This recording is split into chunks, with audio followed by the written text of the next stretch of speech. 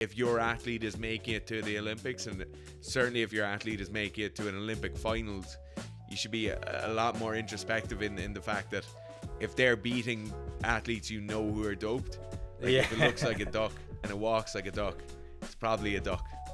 Yeah. One of the topics which I find most interesting from listening to your content, and that's the topic of doping in sport. I feel like my eyes have kind of been opened from listening to some of the content you've created. We mentioned earlier about Broderick Chavez. You recorded 2 interviews with him, so if anyone is interested in learning more about doping in sport, I'd recommend going and checking those out. But could you kind of break down for people your thoughts and opinions on that subject, because it is so controversial and people are so emotionally invested in whatever their particular stance is on the issue? Every sport is steroids. Sports are doping. Every elite sport is, if there's money to be won, a medal to be won, most people are on drugs. People, it sounds like a cliche to say at the moment, because that is reality has become more apparent to a lot of people. But I was lucky enough to have we interact with a lot of people in sports, a lot of different people, seen a lot of different, and more so as the months go on with what we're doing now. And just, I think people just need to realize that most sports are doping. Like the Olympics is very, very corrupt. Most governing bodies are very, very corrupt. WADA is incredibly corrupt or inept, or both of those. That's the World Anti-Doping Agency. You just have to understand that that's the way sports are. Sports aren't fair, in no way fair. And we're not saying that's how it should be. Absolutely. We never argue for that scenario. And we've a very long podcast talking about that, the morality of doping, where we touch on both. Like, I was on the side where I was a clean athlete competing against many people who were doping, and it was not something I was ever bitter about. But I think people just need to understand that, ultimately sports are steroids. Sports are performance enhancing drugs, whatever form that comes in. Any elite sport, any medal at the Olympics, besides probably, no, actually nothing. Everything is dope. The other thing people don't understand is that, like, it's been like this forever, I think in Ireland we have a slightly unique perspective where we have this kind of domestic sport scene which is quite big and seems to rival professional sports, or seems to rival Olympic sports in terms of how popular it is. So you've got the GA with Gaelic football and hurling, or ladies Gaelic football and camogie, and the level of sport and the level of like engagement will rival international rugby or international soccer or anything like that. And the level of doping within those sports is quite low. Like it's certainly not zero, and it's certainly getting a lot bigger. But in terms of international sport, or especially international professional sport, like I was reading a thing last night on the 1908 Tour de France.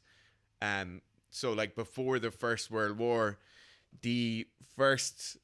second and third place were caught for doping. So they drank strychnine, which is rat poison, before starting the race. The first place person had also drank strychnine and would have been disqualified, but he was disqualified for getting in a car, or getting some sort of like mechanical transports he went around. So people tend to think that like this kind of doping in sport thing was the 80s, the 90s, and coming into the early 2000s, and they hear about Lance Armstrong, and he's kind of this poster boy for what dirty sport is, or non-clean sport is, and it's like the villain figure, in the same way where at the moment with the transgender athlete in weightlifting, and she's getting this kind of like, that's the villain figure, that's who we all have to go after. In terms of doping in sport, you're talking about, there's entire sports which would never have existed without it, and that's what people don't understand, and they get this thing where they'll really persecute an athlete, or they'll really go after a certain country. Whereas if you're a rower in the UK and you're saying, oh, it's terrible about the Russian rowers or the Chinese rowers, like, if your athlete is making it to the Olympics, and certainly if your athlete is making it to an Olympic finals, you should be a lot more introspective in the fact that if they're beating athletes who are doped, like if it looks like a duck and it walks like a duck, it's probably a duck. There was I've a great article years ago, but not great for the reason of the author thought it was. So there was a journalist, I think it might have been the Guardian or maybe the Independent, where they talked about the success of Usain Bolt. It was the Guardian. It was the Guardian. So there was the 30th top fastest individual times ran in sprinting in the 100 meters. And some of these were overlaps, so these were just individual performances. So like one person wasn't limited to a single performance, their best performance. So if they were in the top 30 fastest times ran, they were included in this list. And Usain Bolt owned, I think it was something like 7 of the top 30 fastest times. And all the other 27 fastest times belonged to sprinters who had tested positive at some point in their career. And Usain Bolt had number 1 and like number 4 or something like that. And the journalist said, it's amazing that Usain Bolt is clean and it's possible for a clean athlete to win all these things, which was absolutely mind-blowing for anyone with half a brain to go, wait a minute. So drugs either don't work or drugs do work. And if we're saying drugs do work, which we know for a fact drugs work, how did he possibly beat all these other people who were taking drugs? So like it's I think it was one of the funniest things that someone could read that and look at information and go, well, that's amazing that it's clean. And I think it comes from a perspective that people just aren't involved in sports and they don't understand just how intrinsically related it will be and always has been and always will be. It will just never leave. And there may be periods of time where sports are a little bit cleaner because whatever the political currents or winds are blowing that way, that there's a witch hunt after that particular sport. At the moment, it's weightlifting, and it's weightlifting's time right now, and it will be for another period of time until something else comes along the next few years where, it was cycling, it was baseball. There's a lot to the conversation too. We talked about this the other day, the irony of doping is not allowed for athletes because it's protecting the athlete's health, but the irony of stopping doping being allowed is that it's also negatively affected in the research sphere. So there's never been any really productive research done in the last 30 odd years done on performance enhancing drugs or anabolic steroids or whatever way you want to put that. So it means that they are stuck in 80s technology. So think about your TV in the 80s. You're pressing the little fins, to change channel and stuff. You have to get up. That's what performance enhancing drugs are right now for the vast majority of people. So the fact that they were demonized and now we're left in a position where that's all those athletes can use. Ironically, it's more dangerous for athletes if it had been left to be clean, essentially. You'd have side effect free steroids with decades of research behind them, where while it might not be ideal for people and people might not want to look at the reality situation, ultimately it would be a better scenario for those athletes. But that's not what we have at the moment, I think. Yeah. Do you ever foresee a time in your lifetime, like given the arguments that you just laid out there and given the fact that it is so prevalent and kind of people who are inside that world understand that this is going on, but everyone on the outside is kind of blissfully unaware and they want to believe that these athletes that they look up to and take inspiration from are kind of clean, like the Usain Bolt example.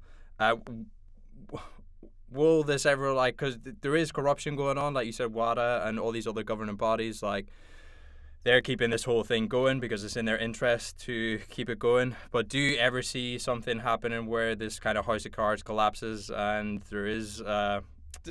There's two scenarios, right? There's if you fundamentally change the human condition where money and greed aren't part of the human condition, or gene doping becomes so prevalent that sports becomes irrelevant because it's impossible to, in decades hence when either it'll be verified because everyone will have the same advantages and it comes down to who wants to watch sports, or it'll be so extreme from gene doping that sport will be meaningless because it won't matter. I think it's probably the former, to be honest. Yeah. We were looking it up at dinner last night, partly joking because my dog is getting quite old and we were looking up how much it is to clone your dog. So in the US at the moment, you can clone your dog for $50,000. If you can do that with a canine sample at the moment, cloning a human, that's to actually clone something fully. That's not to manipulate the genes that exists within them. So gene doping is something that has been, gene doping is a theoretical concept right now, right? Where we're at the point where we know it can be done. You can manipulate people's genes in a medical context. A lot of that stuff has been trialed and it's been changed, and so issues like certain medical conditions can't be solved except through manipulation of genes, like muscle dystrophy conditions and stuff like that.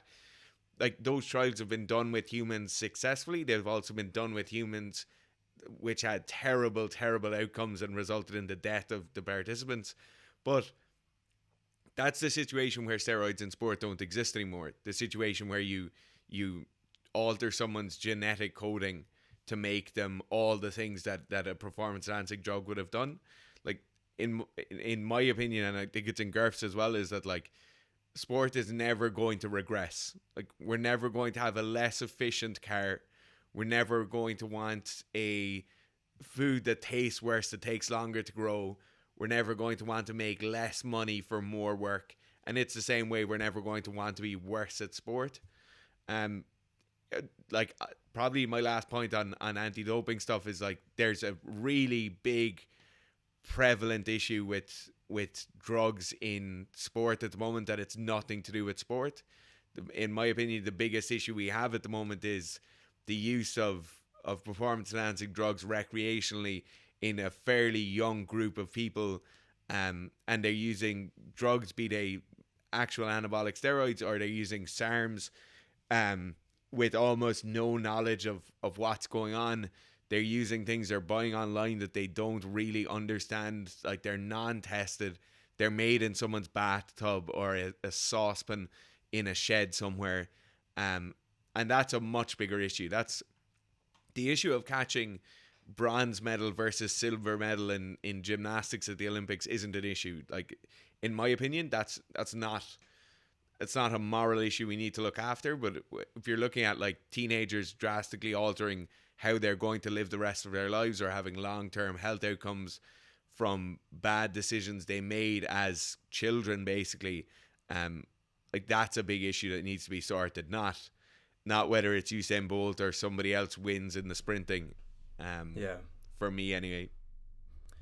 No, and I suppose given the nature of the work that you do, you probably have a better insight than most people into how prevalent that is going on amongst that younger age group. I imagine there are people who, you hear from people who are, taking this or taking that, or do people ask you advice on, like, well, what should I do? Or are you just like point blank, this is not a wise decision? This is not us. If we don't give advice on injuries and we don't give advice on nutrition, we sure as hell don't give advice on something that's illegal.